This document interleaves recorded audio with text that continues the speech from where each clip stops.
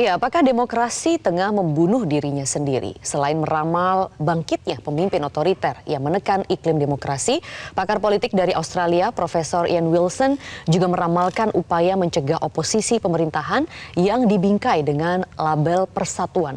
Upaya ini tidak melalui represi, namun menggunakan narasi koalisi.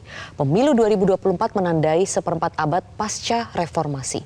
Namun guru besar politik Syamsuddin Haris pada 2019 menilai di tengah meluasnya kebebasan politik dan partisipasi publik, kualitas demokrasi tidak kunjung membaik.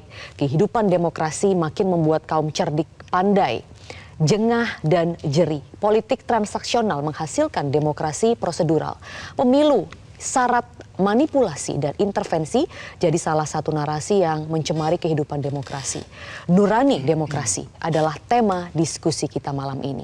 Dan saya akan langsung perkenalkan narasumber-narasumber yang akan menemani saya malam hari ini. Ada Rektor UIN Syarif Hidayatullah, Profesor Asep Saipuddin Jahar PhD, kemudian Guru Besar Sosiologi Politik Profesor Dr. Muhammad, dan Direktur Institut Kebijakan Publik Paramadina Ahmad Hoirul Umam PhD.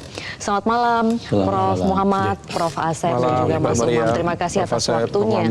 Baik, terima kasih atas waktunya bersama kami di Visi Negarawan. Dan ini kita lihat ya, berbagai laporan intimidasi dan politisasi memenuhi ruang publik sebelum pemungutan suara. Ya, kini kita tuh seakan disuguhi beragam laporan kecurangan dan manipulasi perhitungan suara. Jadi sebenarnya bagaimana kualitas demokrasi kita saat ini? Ya. Prof. Muhammad, silahkan. Oke, saya tidak ragu-ragu untuk menilai bahwa demokrasi kita masih sangat prosedural. Sayangnya kita belum bergerak dari prosedural itu dengan berbagai ukuran. Misalnya kualitas partisipasi. Kalau saya lihat dari penelitian yang saya lakukan, orang ke TPS itu karena motivasi bukan membaca visi misi, bukan mau mengenal calon pemimpinnya, tapi karena saya dapat apa? Ada satu teori politik yang sangat klasik, who gets what, when and how. Saya dapat apa, kapan dan bagaimana. Nah, saya membaca karena masyarakat kita, pemilih kita, masyarakat kita itu lebih banyak yang masih tradisional.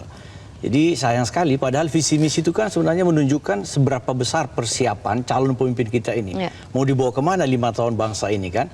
Nah, masyarakat kita lebih banyak menunggu sembako, politik uang, atau janji-janji misalnya, atau transaksi-transaksi transaksional. Jadi menurut saya, demokrasi kita belum bergerak secara signifikan, masih dalam skop yang prosedural. Berdasarkan keuntungan begitu betul, ya? Betul, berdasarkan janji, jasa. Nah, kita berharap demokrasi yang baik itu adalah demokrasi yang substansial. Orang paham, warga negara tahu bagaimana dia berpartisipasi, tahu hak dan kewajibannya. Baik. Juga tahu memilih calon pemimpinnya berdasarkan visi misi program yang ditawarkan gitu. Baik, Prof. Asep, ada tambahan lain? Ya, tentu dalam konteks ini semestinya kita mengawali dari proses elektoral itu sendiri, atau kemudian juga ada lembaga elektoral sendiri yang artinya bertanggung jawab di dalam penyelesaian ataupun proses pemilu, dan juga ada pengontrol ya, ada KPU, ada Bawaslu. Ya, semestinya lembaga ini juga punya peran dalam arti Bawaslu dia punya data-data, kemudian ada penegak hukum. Artinya memang yang harus ditekankan adalah bagaimana penegakan hukum dan budaya hukum itu juga sinkron dengan proses pemilu itu sendiri. Memang di dalam proses pemilu ini adalah sebuah kontestasi ya. Tapi kontestasi atau konflik yang mana adalah konflik yang legal. Karena dia adalah sebagai suatu proses demokrasi untuk mencapai untuk proses politik itu sendiri. Nah, disinilah terjadi kerancuan lembaga-lembaga ini sebenarnya punya daya kontrol atau tidak ketika ada temuan-temuan. Jelas temuan-temuan itu kan bisa dicatat, dilaporkan, kemudian ada hubungannya nggak dengan diskualifikasi dari mereka yang terlibat di dalam tanda kutip memang dituduh kecurangan misalnya. Baik. Itu kira-kira dalam konteks ininya. Ya, kalau kita ke belakang, tentu inilah yang kita lihat adanya budaya politik kita yang memang rendah. Jadi adalah civil liberty, kebebasan sipil, dan juga budaya politik yang memang akhir-akhir ini makin turun. Dari 2021 ke 2022 juga turun. Sekarang disebutkan itu secara total memang kita berada dalam konteks indeks demokrasinya 6,7. Iya. Tetapi di dalam civil liberty dan budaya politik, the political culture ini sangat rendah sekali, dapat nilai 4, berapa. Apa yang menyebabkan demikian, Prof? Nah, inilah tentu lingkup masyarakat literasi politik, Baik. kemudian ada oligarki yang bermain, dan juga partai politik dan lain sebagainya ini ikut berperan. Dan di sini tentunya perlu ada sebuah dorongan-dorongan yang kuat dari masyarakat sipil ya, dari kampus, dari jurnalistik, dari berbagai elemen masyarakat, terutama misalnya organisasi-organisasi non pemerintah kayak Ormas Islam dan lain sebagainya. Saya pikir harus ada di dalam suatu arus yang sama ya. Untuk satu yang harus kita tekankan itu politik berbasis Pancasila. Untuk memperbaiki kualitas demokrasi ya.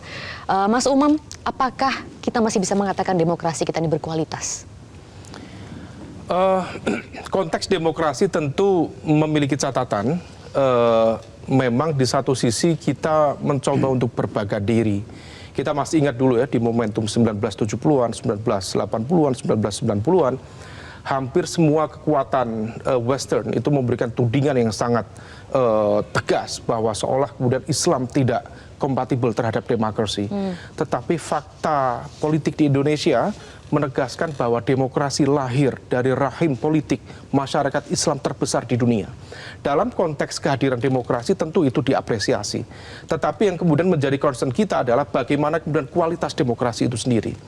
Nah, kalau misalnya kemudian bicara tentang konteks kualitas demokrasi, memang ada cukup banyak basis-basis assessment terhadap kualitas demokrasi. Let's say kita menggunakan, tadi misalnya Prof. Asep menggunakan The Economist Intelligence Unit ya. Kalau misal kemudian menggunakan itu, memang ada sebuah catatan yang cukup serius, terutama pada basis kebebasan sipil.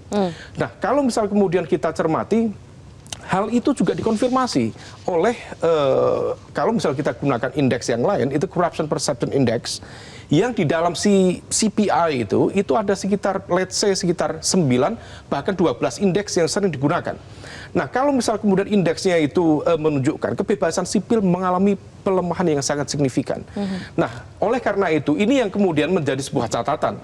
Belum lagi nanti yang lain, karena kebebasan sipil satu hal, masyarakat sipil per hari ini relatif terfragmentasi, mengalami pelemahan-pelemahan yang dulu begitu powerful menyuarakan suara kritis, per hari ini seolah kemudian tiarap semua. Bukan hanya masyarakat sipil secara general, termasuk Islamic based civil society, kekuatan masyarakat sipil berbasis Islam yang harusnya menjadi misalnya kekuatan dengan visi kebangsaan yang lebih besar, bukan hanya justru menjadi alat politik yang kemudian mengurusi politik recehan. Nah, sementara di sisi yang lain ada juga situasi, kalau misal kita menggunakan indikator dalam CPI, Corruption Perception Index, dalam konteks penegakan hukum, ada sebuah fakta politisasi penegakan hukum. Dan itu impact-nya bisa kemana-mana. Impact-nya terhadap kualitas hukum itu sendiri, keadilan, termasuk terhadap jalannya demokrasi.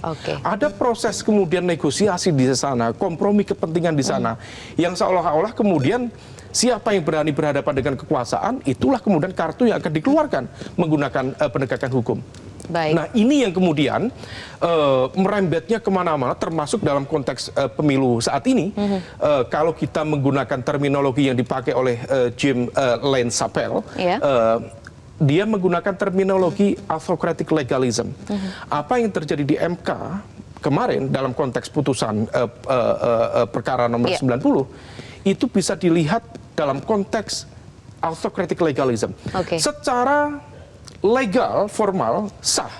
Tetapi dalam konteks basis etiknya, itu memunculkan sebuah pertanyaan besar. Meskipun tentu dalam konteks kesepakatan kolektif bernegara, ya legal formal, tetapi ada rasa yang terusik di sana.